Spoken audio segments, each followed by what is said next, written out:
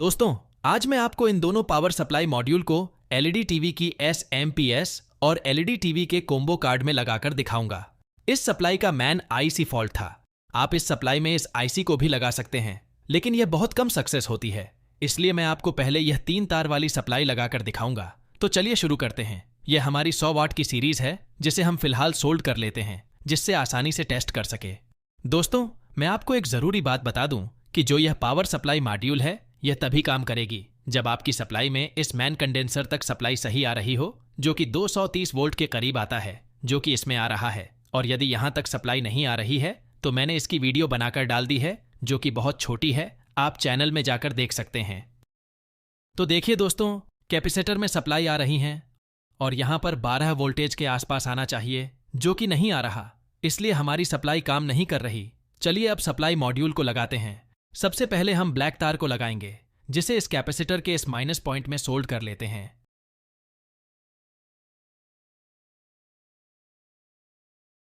अब red wire लगाते हैं।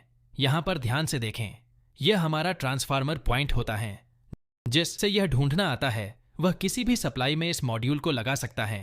तो दोस्तों, इसमें हम यहां रेड वायर लगा देते हैं। अब दोस्तों, बहुत से मैकेनिक क्या करते हैं कि इस ग्रीन वायर को काट देते हैं, जो कि बहुत गलत करते हैं, जबकि सप्लाई के डायग्राम में भी बताया गया है कि इसे ऑप्टोकूपलर्स पॉइंट में लगाते हैं।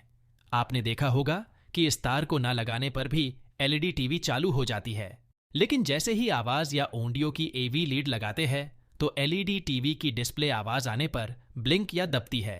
इसका कारण ग्रीन वायर को ना लगाना होता है। इसलिए इस तार को इस ऑप्टोकूपलर्स आईसी के इस पॉइंट में लगा देते हैं।